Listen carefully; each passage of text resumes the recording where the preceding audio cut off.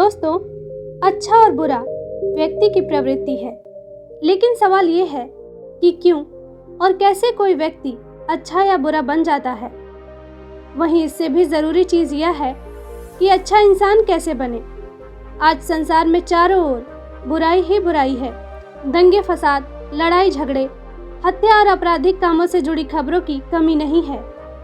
इसका कारण है इंसान का बुरा बनना। जब इंसान की प्रवृत्ति बुरी हो जाती है तो संसार भी बुराइयों से भर जाता है। आप गौतम बुद्ध की इस कहानी से जानेंगे कि क्यों कोई व्यक्ति बुरा बन जाता है और बुरे काम करने लगता है। साथ ही इस कहानी में यह भी जानेंगे कि अच्छा इंसान कैसे बने। तो देर ना करते हुए चलिए कहानी को शुरू करते हैं। एक गांव में एक सातिर चोर रहता था। पूरा गांव उस चोर के बारे में जानता था, लेकिन इसके बावजूद भी कोई उसे पकड़ नहीं पाया। उस सातिर चोर ने अपना संपूर्ण जीवन चोरी करने में लगा दिया। इतना ही नहीं, आसपास के गांव और नगर में भी उसकी बराबरी का कोई चोर नहीं था। चोर का एक बेटा था जिसे वह अपनी तरह ही सातिर चोर बनाना चाहता था। इसलिए वह अपने बेटे से हमेशा कहता था कि कभी किसी साधु या सन्यासी के उपदेश को मत सुनना। यदि कभी कोई कुछ कहे भी तो तुम अपने कान बंद कर वहां से भाग जाना। बचपन से ही उसका बेटा अपने पिता से इन्हीं बातों को सुनता आ रहा था, जिस कारण ये बातें उसके मन में बैठ गई थीं। ऐसे में बड़े होकर बेटा भी अपने पिता की तरह एक सातिर चोर बन गया। एक दिन उसके मन में बड़ा लालच आया और वह राजा के महल में चोरी करने के उद्देश्य से जाने लगा। तभी उसे रास्ते में लोगों की भीड़ नजर आई। चोर ने देखा कि लोग किसी सन्यासी के चरणों में गिरकर उनका आशीर्वाद ले रहे हैं। वो सन्यासी तथागत गौतम बुद्ध थे। चोर साधु सन्यासी से दूर रहता था क्योंकि उसे अपने पिता से यही सीख मिली थी, लेकिन तथागत बुद्ध को देख वह उनकी ओर आकर्षित हो गया। इसका कारण यह है कि पहली बार उसे किसी तेजस्वी व्यक्ति के दर्शन हुए थे। अचानक उसे अपने पिता की बात याद आ जाती है कि साधु सन्यासियों से दूर रहना चाहिए। चोर असमंजस में रहता है कि वह सन्यासी के पास जाए या चोरी करने के लिए आगे बढ़ जाए।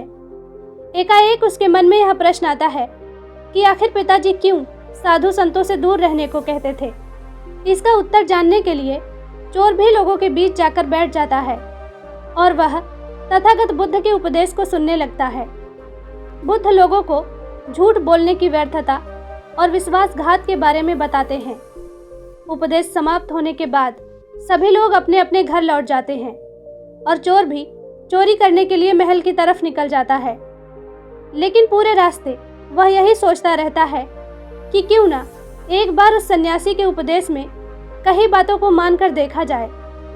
इस तरह से वह चोरी करने के लिए महल की दीवार से कूदने के बजाय महल के द्वार से अंदर जाता है।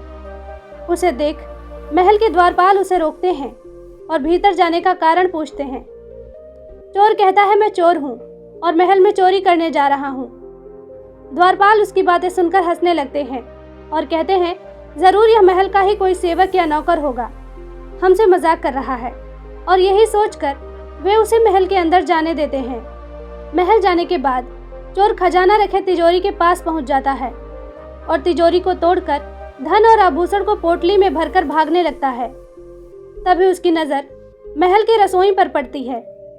रात होने के कारण सभी सो रहे होते हैं और रसोई में कोई नहीं रहता है।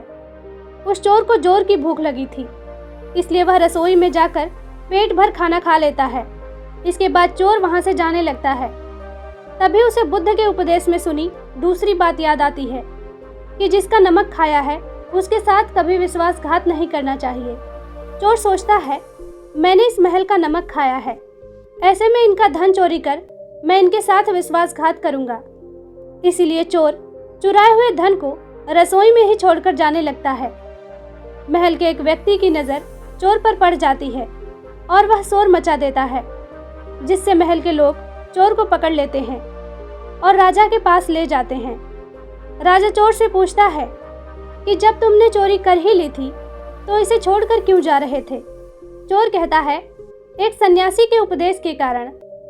चोर की बात से राजा प्रभावित होते हैं और उससे कहते हैं, अगर तुमने ऐसे उपदेश बचपन से ही सुने होते तो तुम कभी चोर बनते ही नहीं। इतना कहकर राजा ने उसे कोई सजा नहीं दी और छोड़ दिया। लेकिन राजा ने उससे कहा कि एक बात हमेशा याद रखना, सही संगत और सही उपदेश से ही व्यक्ति अच्छा इंसान बनता है। बचपन से ही गलत संगत और गलत उपदेश मिलने के कारण वह बुरा व्यक्ति बन जाता है। संगत और उपदेश व्यक्ति का जीवन बदल देते हैं। दोस्तों, इस कहानी से आपको क्या सीख मिली, कमेंट करके ज़रूर बताएं।